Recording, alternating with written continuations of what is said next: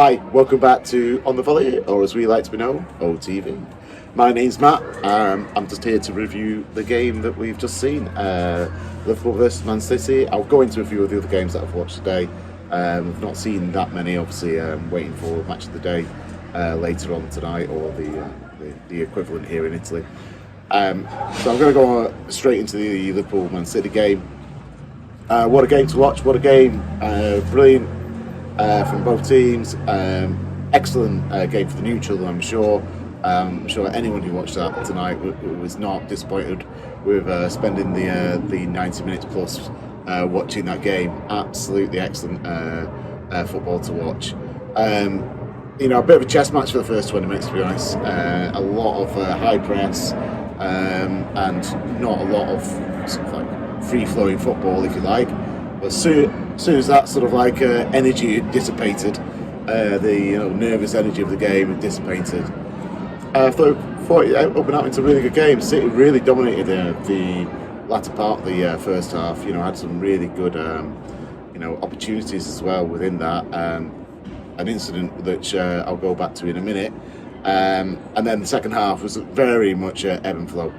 Liverpool had a lot of impetus as well in that second half. Really, really good game to watch. If you haven't watched it, it is a brilliant game. I'm sure you'll not be disappointed by it.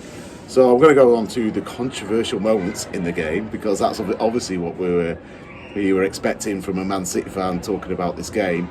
Milner, I think he should have had 3 yellow cards in the game, and he's received 1. And it's, I think the referees bottled it a little bit on a couple of occasions there. The first one was in the first half. Foden was through on goal. Admittedly, there was covering players, so it wouldn't have been an instant red card.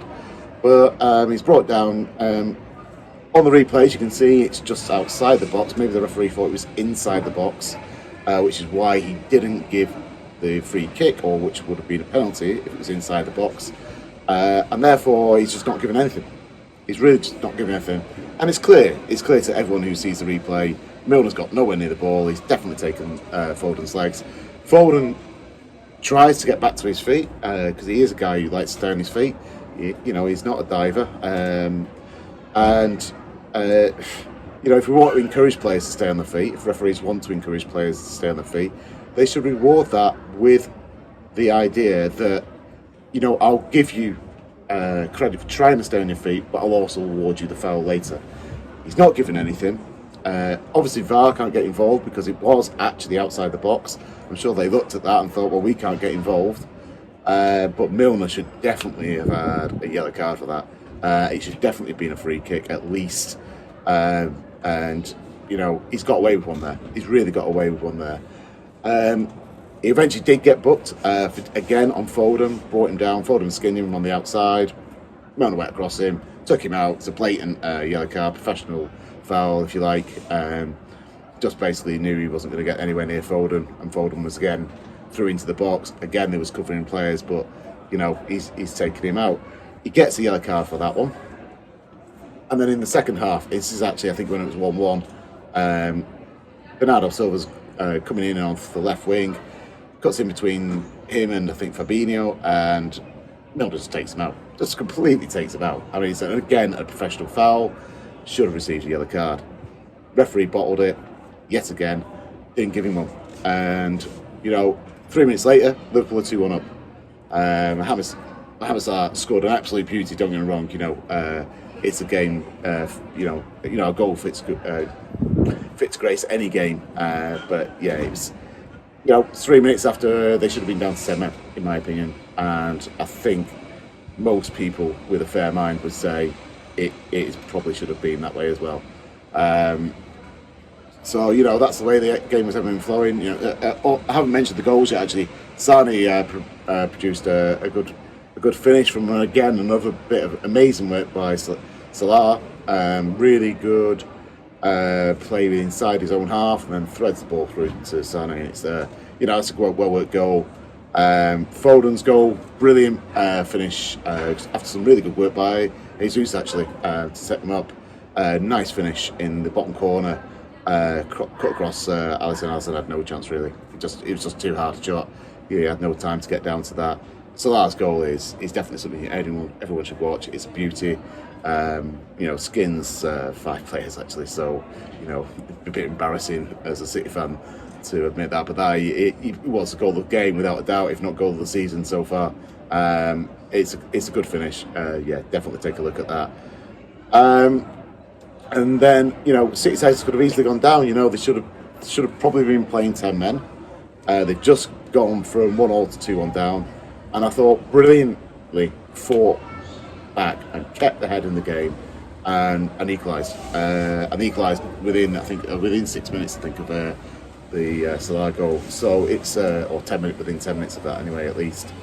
And just stuck at it, really stuck at it. Glad to see that fight. That is the sort of like pedigree of champions. It really is. No matter what goes on in the game, no matter what the refereeing decisions are, you just keep your head in there and trust yourselves. And they did. 2-0. 2-0, was it a fair result? Well, depends if you think about whether Liverpool should have been down to 10 men or not, I guess. I'm a little bit disappointed. Disappointed it was 2-0. I thought we had enough of the game to win it. But then again, it's always a difficult place to go to, Anfield, especially now it's full again. And City haven't had a great record there. So I guess I should be happy with the point and not to have lost. On that one, all right. We did okay. We did okay with that result. Albeit should have probably been a little bit better. So the other game I watched today was the Tottenham versus Villa game. Tottenham look a lot better actually this week. They played a good team there against Villa as well, and Villa had their chances in that game as well. But Tottenham did look like they were actually a bit more free flowing. Son being back is obviously a massive thing for them. I think Kane started to come into the game a little bit more. He's obviously had a bit of a dip in form. I think Tottenham aren't going to struggle this year. Let's face it. They're still a good team. They've still got some good players. And they've just had a bit of a slump after their early burst of 3 wins out of 3, winning by a single goal again. But I think they're doing all right. And Villa should take heart of this. They had a good crack at Tottenham, got it back to 1-1, and fell foul to a late goal basically from a team that was playing some decent football, or in this game played some decent football anyway. But the result of the day, again, it comes down to Brentford winning at West Ham. I've heard David Moyes, I haven't seen the game, so I've heard David Moyes talking about this, saying that West Ham didn't take their chances, which opened the door, essentially, for Brentford. Again, a last-minute winner for them, or last-minute goal, which they had also against Liverpool last week. They're just a team that keeps on fighting, and any team that keeps on fighting, you're gonna get points that you should maybe have had. And in this case, got 3 points instead of 1, which is going to stead them very well come the end of the season. And they do not look like relegation fodder at all, do they? And everyone thought they were probably alongside Norwich were the relegation favourites. They do not look like that at all. So hats off to them. They are still performing. As I think everyone hoped they would do. From the Championship, they've just migrated that form straight into the Premier League. I'm going to leave it there for now. I think we're going to all do a review of the games. I just wanted to cover the ones directly tonight that I've watched and seen something of today. So from me, Matt, on this Sunday, I'm out.